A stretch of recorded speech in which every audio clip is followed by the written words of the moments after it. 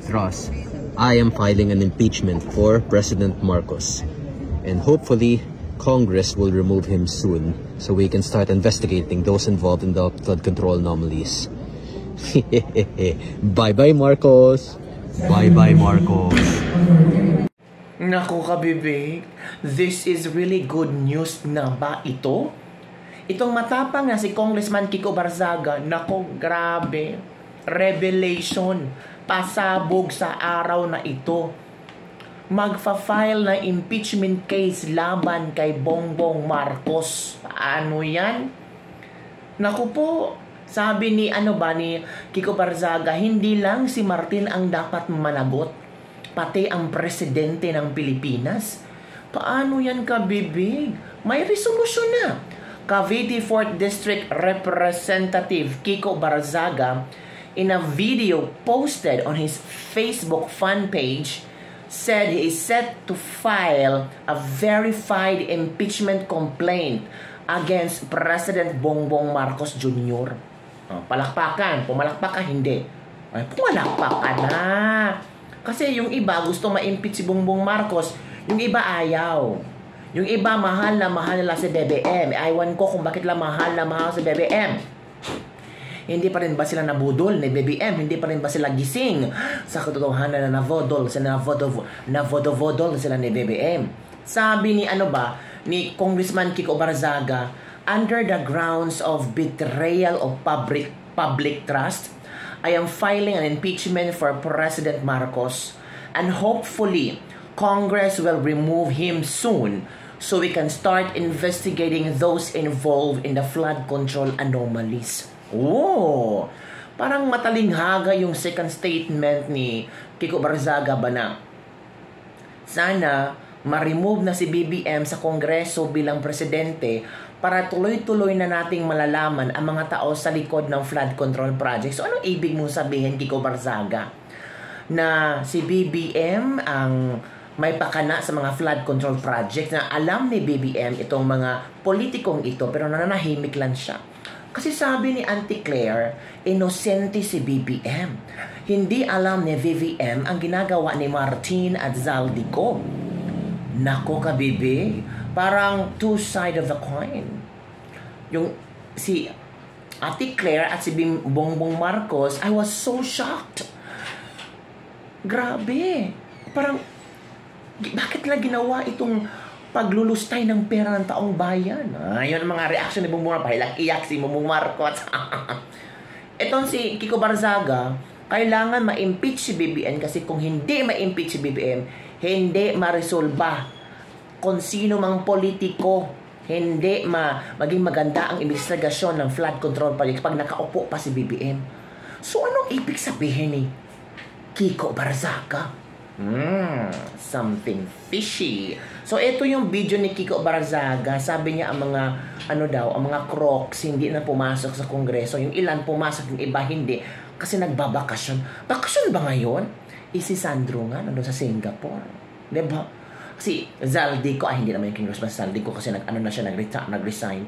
Si Martin nga ipapuntang Amerika para magpagamot. Oh, watch this video. Welcome back to the Crocodile Farm.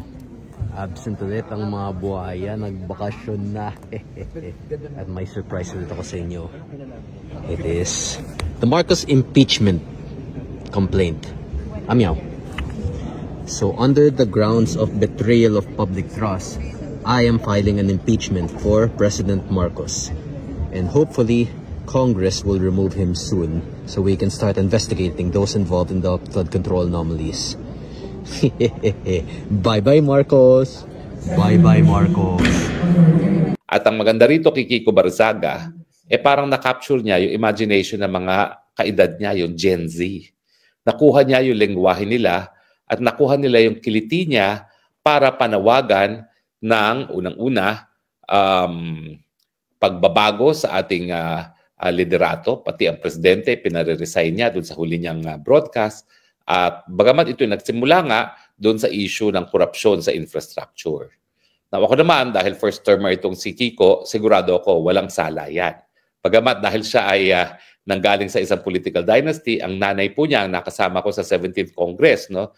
at ang nanay niya ngayon ang mayor. Yung mga panahon na yon, nag-3-termer ang tatay niya, so yung tatay niya nag-mayor sa Dasmariñas at yung nanay niya ang kasama ko sa Kongreso sa 17th Congress na napakabait naman ng nanay niya. No?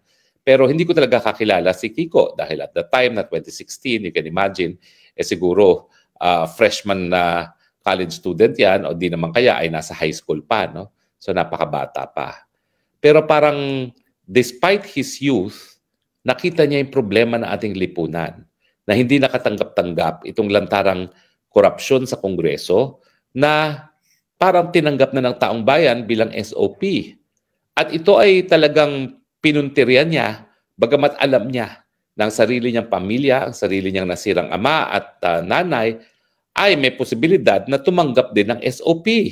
Kasi talaga naman pong pag ikaw ay district congressman at may hawak na district engineer, sigurado po yan, merong SOP. Wala na po sana magmalinis na kongresista na district congressman. Take note ha, dinidistinguish ko po ang district congressman at saka mga party list. Kasi mga party list, kung yan po ay makakakuha ng funding, nanakawin po yan, nanakawin ng SOP ng district congressman kasi ang district engineer ay loyal sa kanila. So talagang second-class citizen ng mga party list except kung ikaw ay si Zaldico na talaga namang napakalapit sa kusina dahil napakalapit na aliado ng Speaker of the House. Yan po ay exception to the rule. So sa akin, kakaiba talaga itong si Kiko Barzaga dahil talagang kinundina niya ang korupsyon sa infrastruktura na I'm sure alam naman niya na pinakinabangan ng kanyang mga magulang. At I'm sure kinakausap na rin siya ng kanyang sariling district engineer kung anong patakaran. At hindi ko lang alam kung ang kanyang pagkokondena sa korupsyon sa infrastructure ay salita lamang o talagang tututuuhin niya at hindi siya kikita dyan sa mga proyekto sa kanyang distrito. Bagamat ang sabi nga niya, mukhang tatanggalan siya ng lahat ng pondo kasi nga kinakalaban niya ang presidente. So yan siguro magiging dahilan kaya hindi siya kikita dahil wala siyang pondo sa infrastruktura. At kapag nangyari yan, ako, delikado rin ang kanyang political career. No? Dahil pag wala ka na-deliver ng proyekto sa iyong mga constituents, mahirapan ka magkaroon ng re-election. No? So talagang vicious cycle po yan. Kinakailangan ng mga proyekto na pinanggagalingan ng korupsyon. Pag wala namang proyekto, hindi ka mahahalal dahil ang mga constituent mo naghahanap ng ganyang mga proyekto. Pero siya po, pinakita niya na despite his youth, alam niya ang tama at mali. Ako po, maski dito sa Hague, ang palagi kong sinasabi sa mga Pilipino, dapat malinaw sa inyong isipan kung anong tama at mali. At pagdating nga dyan sa korupsyon dyan sa Kongreso, maski merong kultura na tinatanggap ang korupsyon dyan sa mga infrastructure projects, kinakailangan manindigan. May tama, may mali. Okay? At kung mali, huwag tumanggap ng SOP, miski yan po ay tinatawag ang SOP. So, bukod pa dyan, talaga naman pong siya lang ang may tapang at lakas na loob na questionin yung liderato ni Martin Romualdez. At hindi naman po nagtagal, hindi na nga po pwedeng manatili sa kapangyarihan si Martin Romualdez. Bakit? Kasi talagang malinaw na sa mga testigo na humarap sa Senado na talagang ang pondo na kinukurakot galing sa flood control projects lalong-lalo na ay na-deliver sa bahay ni Martin Romualdez at ni Zaldico. At sa mga panahon na tinuturing pang Panginoon ang Martin Romualdez, ang tapang nitong si Kiko Barzaga, talagang tinawag niya magnanakaw at talagang tinawag niya dapat masipa na, matanggal na bilang speaker. At itong dahilan kung bakit yung sarili niyang partido, NUP, ay nag-file ng ethics complaint sa kanya para siya patalsikin sa Kongreso. Ano ba sa tingin ko mangyayari doon sa ethics complaint na yan? Ako, kung gusto pa ng Kongreso masalba ang kahit ano pang natitira sa kanyang mabuting imahe, kakalimutan po nila yan. Dahil napakalakas po ng suporta ngayon kay Kiko Barzaga. Alam nyo, sigurado ako, kung wala lang yung minimum age limit para tumakbo ng presidente at magkaroon ng snap election at tumakbo si Kiko Barzaga, yan ang mananalo. I'm not kidding. Kasi siya, at the time na naghahanap tayo ng leader na talagang will call a spade, siya ang gumaganap ng ganyang papel. Kaya nga lang, hindi siya po pwedeng tumakbo ng presidente dahil siya ay napakabata pa. Merong minimum age requirement po para tumakbo bilang presidente. Pero, siyempre, ang pinakahuling deklarasyon ni Kiko Barzaga, ang panawagan na mag-resign na si PBBM. Marami sa atin ang humihingi na ng Marcos resign. Pero pansinin niyo po, ang hindi humihingi ng Marcos resign, yung mga kapamilya mismo ni Bongbong Marcos. Bagamat, nagiging matapang na si Manang Aimee. Hindi pa rin niya sinasabing, mag-resign ka na, ading, at ikaw ay magpahinga na, magpagamot na dahil dyan sa iyong sakit na drug addiction. Pero sinasabi ngayon niya talaga na wala na raw, hindi na raw namumuno ang mga Marcos, kung hindi ang mga Romualdez at mga Araneta. Pero sino may kasalanan dyan kung hindi yung kapatid niya mismo? Na dahilan nga para siya ay magbitiw na dahil yan po ay betrayal of public trust. At si Kiko Barzaga ngayon, ang kauna-unahang nagsabi, magsasampa siya ng impeachment complaint na ang gagamitin niya ay yung betrayal of public trust dahil hindi niya nabibigyan ng solusyon ng korupsyon pagdating sa flood control at infrastructure projects. Napakatapang po talaga. Kasi sa politika, lalo na kung ikaw ay congressman, ang susi para ikaw ay ma-re-elect ay ang mga proyektong infrastruktura. Kasi tayo naman, marami tayong hinihingi mga infrastructure projects. Pag hindi na-deliver yan, wala kang pag-asa mahalal. At siyempre, dahil nga sa vote buying naman, saan ka kukuha ng pera, siyempre kukuha ka ng SOP din sa mga infrastructure projects. At alam ni Kiko Barzaga na po pwedeng zero siya dito sa budget na darating. Although sa tingin ko naman, kampante rin siya na bilang isang Gen Zer, alam niya ang pulso ng Gen Zer. At alam niya na itong si Marcos Jr. Masisipa hindi dahil sa mga matatanda gaya ko na matagal nang nananawagan ng pagre-resign ni Marcos Jr., kundi dahil na rin sa mga kabataan na siyang lulusob sa Malacanang upang mapatanggal sa pwesto itong si Marcos Jr. Paano naman kami lulusob sa Malacanang? Gustuhin man namin. Ako, meron na akong backache, no? Meron na akong spinal stenosis, hindi na halos makatakbo. Paano pa tayo makakalusob niyan? Gustuhin man natin, no?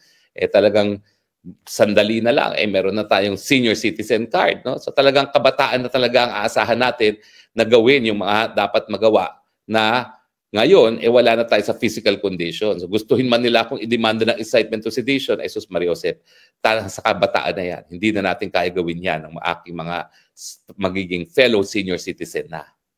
Pero may pag-asa talaga tayo. Kasi nung minsan naman, kasing tapang tayo ni Kiko Barzaga. Pero ang pagkakaiba, ordinaryong mamamayan tayo. Walang pumapansin sa atin. Si Kiko Barzaga, galing sa isang political dynasty, siya ay congressman, na-capture niya ang imagination ng Gen Z at merong access sa media. So at 25, he has become the face of the opposition to Marcos Jr. Sa totoo lang po talaga, siya talaga ang mukha ng oposisyon kay Marcos.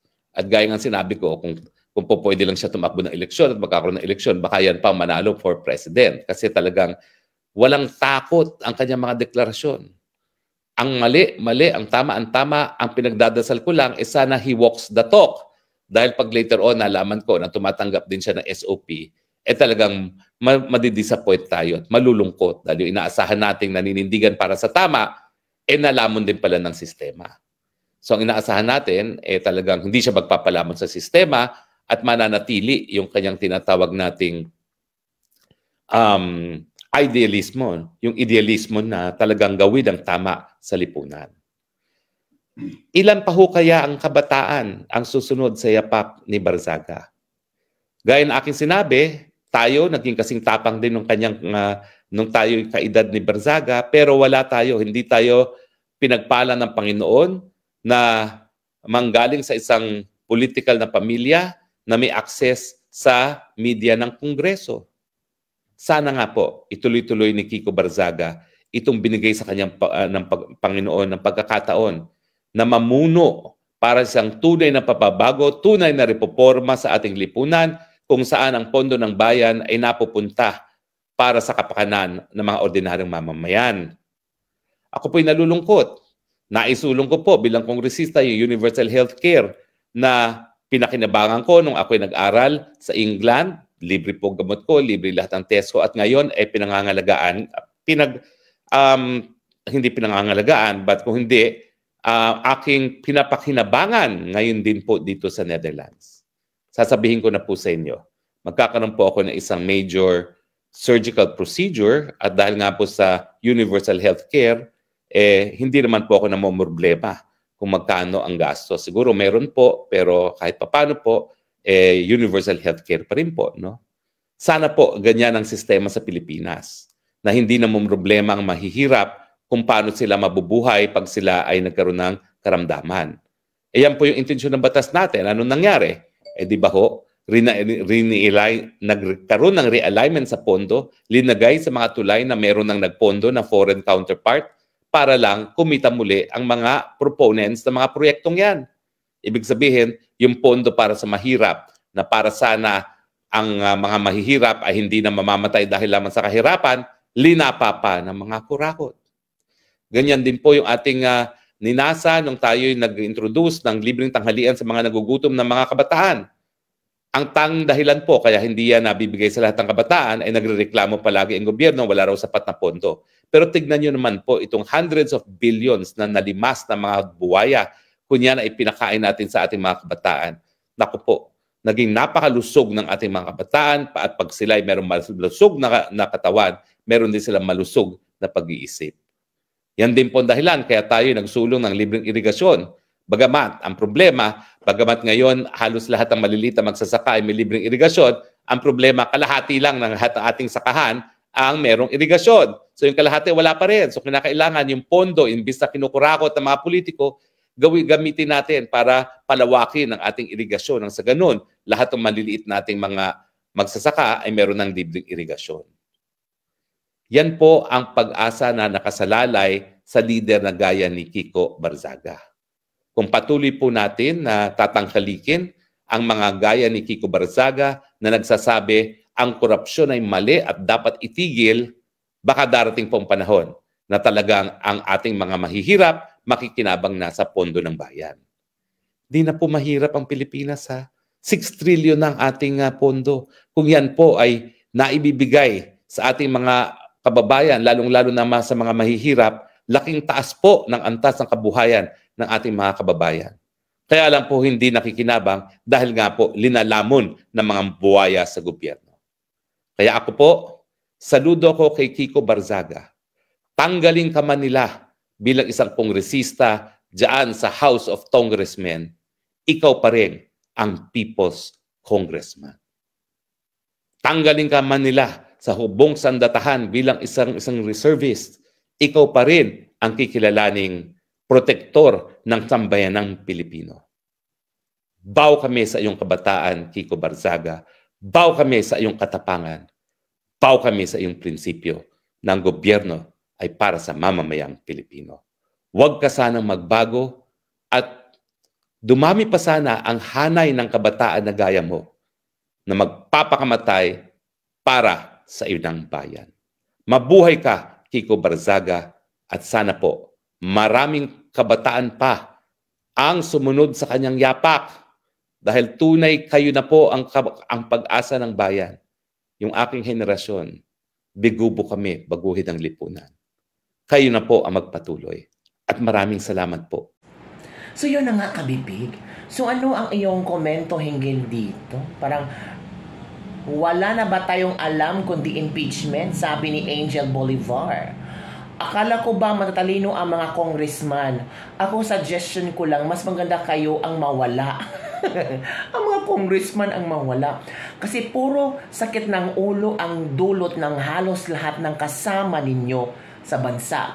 Malaking matitipid lalo sa mga sahod at mga ninakaw ng karamihan. Sino ba yung bagong congressman? Bata pa, huwag na niyang sayangin ang buhay niya sa old political way impeachment. May mabuting dulot ba sa bansa natin? Di ba wala? Oh, sabi ni Angel Bolivar, nagarta si Angel, ang dapat daw mawala ang Congress. Oh, naku po mga kabibig. Hay, hindi lang si Romualdez, pati si Marcos, sabi ni Kiko Barzaga. Iba din ang tapang ni Congressman Kiko Barzaga. No? Parang hindi siya takot. Di ba? Marami ang pumalakpak sa plano ni Congressman Kiko Barzaga. Ang tanong, baka plano-plano lang to, Kiko, ha? Baka pang-paepa lang to, pampadami ng views, pampadami ng supporters, sabi ng netizens. O dapat ipakita mo talaga na tutuhanin mo, 'di ba? Ang ganda naman na pala, Crocodile Farm, sabi ni Kiko sa kanyang video. Thank you, Congressman Kiko Barzaga. Salamat at malakas mong meow mo sa Kongreso. Baka later on, si Kiko Barzaga na naman ang maano nito ha, bad image. O baka sirain si Kiko Barzaga dahil sa kanyang parang hindi matapos-tapos na fighting for corruption, fighting for corrupt officials. Tatanggalin, i-impeach, at makulong. Yun ang gusto ni Kiko. Di ba? Yun din ang gusto ni BBM, na makulong lahat ng kriminal. Ang tanong, kailan? Meron na bang nakulong na mga kriminal?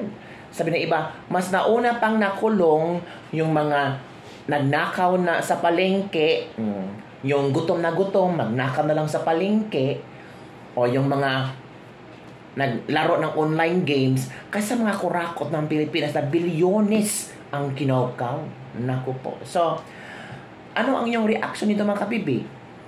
Suportado nyo ba ang plano ni Kiko Barzaga na mag-impeach ito si BBM? Ano ba yung grounds ni Kiko dito? Anong grounds mo, Kiko, sa impeachment mo kay BBM? Basahin ko nga, grounds ni Kiko, ito na pala. Verified complaint for impeachment against President Bongbong Marcos Jr. or President Ferdinand Romualdez Marcos Jr. for betrayal of public trust and culpable violation of the Constitution. So ito yung kasalanan ni Bongbong Marcos. Diba? Yun kabibig. Comment down below. Suportahan nyo ba si Kiko Barzaga or wag na? Wala pa rin patutunguhan to? Or sabi ng mga kakamping, ay nako, waste of time. Waste of time and money. Hindi talaga ma-impeach si BBM kasi hawak ni BBM ang kapangyarihan. Yun lang kabibig. Don't forget to like, subscribe, and share this video. Bye everyone. See you next time.